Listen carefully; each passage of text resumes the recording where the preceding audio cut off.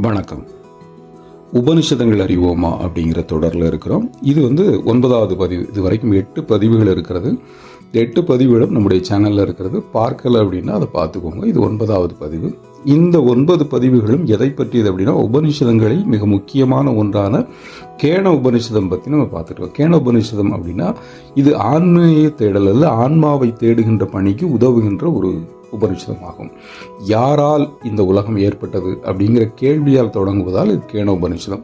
இதில் எல்லா விளக்கமும் முன்கூட்டியே நம்ம சொல்லியிருக்கோம். இப்போ நம்ம பார்க்க போகிறது கேன உபனிஷதத்தின் 3 அத்தியாயங்களை நம்ம பார்த்துட்டோம். இது 4வது அத்தியாயத்தை நம்ம பார்க்க போகிறோம். இந்த 3வது அத்தியாயம் என்னவாக இருந்தது அப்படின்னு பார்த்தோம்னா, ஒரு கதையை சொல்லி அந்த கதையின் மூலமாக ஆன்மாவின் தேடலை எப்படி செய்யணும் அப்படிங்கிறத சொல்லி இருந்தது. அந்த தொடர்ச்சியாகத்தான் 4வது அத்தியாயம் இருக்கிறது. அதாவது உமாதேவியிடம் பார்வதி தேவியிடம் இந்திரன் பிரார்த்தனை செய்து உண்மையை அறிகிறான். அதாவது ஆண்டவன் யார் அப்படிங்கிறத அவன் தெரிஞ்சுக்கிட்டான் அப்படின்னு சொல்லி 3வது அத்தியாயத்தில் நாம் சொல்லியிருந்தோம். அப்படிதான் கேனோபனிஷம் சொல்லியிருந்தது. அதாவது ஆன்மாவை தேடுவதற்கு என்ன செய்யணும்னா பிரார்த்தனை செய்யணும்.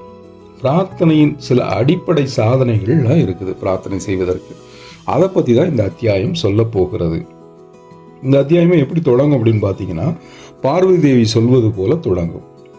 கடவுள் தான் யட்சன் வடிவில் வந்தார். அவரது வெற்றியை தான் தேவர்களாகிய நீங்கள் உங்கள் வெற்றியின் மகிழ்ந்தீர்கள்.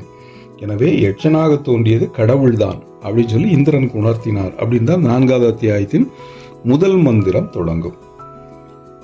இதன் பிறகு வருகின்ற மந்திரம் எல்லாமே இந்திரனுக்கு பார்வதி தேவி சொல்வதை போல அடுத்த 2 மந்திரங்களும் இருக்கும். 2வது மந்திரமும் 3வது மந்திரமும் இருக்கும்.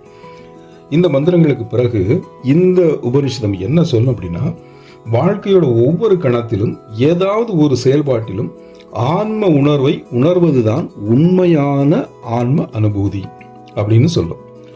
இந்த ஆன்ம அனுபூதியின் இன்னொரு பரிமாணத்தை இந்த மந்திரங்கள் சொல்லிக்கிட்டே இருந்திருக்குது. இதுவரையில் நமக்கு சொல்லியிருக்கு. ஒவ்வொரு செயல்லையும் ஆன்ம உணர்வை நம்ம காணணும் அப்படின்னு இந்த உபனிஷதம் நமக்கு வலியுறுத்துகிறது. இறைவனின் பெருமையை அடுத்து வரக்கூடியது இறைவனின் பெருமையை இந்த மந்திரங்கள் வலியுறுத்திக்கிட்டே இருக்குது. இறைவன் எவ்வளவு பெரியவர், அவர் தான் நமக்குள்ள ஆன்மாவா இருக்கிறாரு அப்படிங்கிறத இதுவரையிலான மந்திரங்கள் நமக்கு சொல்லிக்கிட்டே வந்திருக்குதுங்க. இப்போ கடவுள் எப்படி இருப்பாரு அப்படின்னு பார்த்தா, உலகத்துல மின்னல் மின்னுகிறது. இது யாரால? இது கடவுளால தான் வருகிறது. நாம இமைகள் இமைக்கிறோம்ல, அது கூட அவரால் தான் அப்படிங்கிறது. அதாவது இமைக்கிறதுங்கிறது சாதாரண நிகழ்கிற ஒரு காரியம், அப்படி லேசாக நடக்கக்கூடிய ஒரு காரியம். இந்த காரியம் முதல் வானத்தில் தோன்றுகின்ற மின்னல் வரைக்கும், சின்னதிலிருந்து பெரியது வரைக்கும் எல்லா காரியத்திற்கும் காரணமானவர் கடவுள் தான். அவர் தான் சக்தி மிகுந்தவர். எனவே அவருடைய சக்தியை நீங்கள் உணர்ந்து கொள்ளுங்கள். அப்படி நீங்கள் உணர்வதற்கு உங்க ஆன்மாவை நீங்க அறியணும் அப்படின்னு உபனிஷதம் சொல்லுகிறது. இந்த உலகெங்கும் நிறைந்திருக்கிற அந்த இறைவன் தான் நமக்குள்ள அவர் தன்னுடைய சக்தியின் ஒரு துளியான ஆன்மாவை நமக்கு தந்திருக்கிறார், நமக்குள்ள இருக்கிறார். நமது உடலும் மனமும் சேர்வதற்கு பின்னாடி இருக்கிற ஆன்மாவே இறைவனின் அம்சம்தான். அதை நீங்க உணருங்க அப்படின்னு இந்த உபனிஷதம் திரும்ப திரும்ப திரும்ப திரும்ப சொல்லிக்கிட்டே இருக்குது. அடுத்து என்ன பண்ணுவோம், ஆன்மாவை பற்றி பார்க்கலாம். ஆன்மாவின் காரணமாகத்தான் மனம் புற உலகை நாடி செல்வது போல உள்ளது. பொருள்களை நினைப்பதற்கும் கற்பனை செய்வதற்கும் ஆன்மாவே காரணம் அப்படின்னு இந்த உபனிஷதம் சொல்லுகிறது. ஆன்மாவை பற்றி விரிவா பேசிக்கிட்டே வருது. ஒவ்வொரு மந்திரத்திலும் ஆன்மாவை பற்றி இது சொல்லிக்கிட்டே வருது.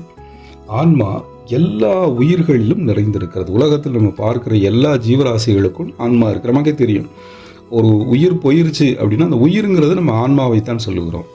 அந்த ஆன்மா நீங்கிருச்சுன்னா அந்த உடல் வெறும் கூடாக மட்டுமே கிடக்கும். எனவே எல்லா உயிர்களிடத்திலும் ஆன்மா நிறைந்திருக்கிறது. உயிர்களில் நிறைந்ததாக அதை தியானிக்க நீங்க என்ன பண்ணணும்னா, பார்க்கிற எல்லா உயிர்களிலும் என்னை போல ஆன்மா இருக்கு அப்படின்னு அதை தியானிக்கணும் அப்படின்னு இந்த உபனிஷதம் சொல்லுகிறது. எல்லா உயிர்களிலும் ஆன்மா நிறைந்திருக்கிறது என்பதை யார் உணர்ந்து கொள்கிறானோ அவனை எல்லா உயிர்களும் நேசிக்கும் அப்படின்னு இந்த உபனிஷதம் சொல்லுகிறது. உலகத்தில் இருக்க எல்லா உயிர்களிடத்திலும் ஒரே ஆன்மா தான் இருக்குது அப்படின்னு நினைத்து அதை எவன் உணர்ந்துக்கிறானோ அவனை எல்லா உயிர்களும் நேசிக்கும் அப்படின்னு சொல்லுது. நமக்கு இது சொல்லும் போது உங்களுக்கு ஒன்று நினைவுக்கு வருகிறதா, கொல்லான் புலாலை மறுத்தானை எல்லா உயிரும் கைகூப்பி தொழும். இது திருக்குறள். ரெண்டும் ஒத்து போகுதா? ஒரு இடத்துல ஒரு புள்ளியில் ஒத்து போகுதா?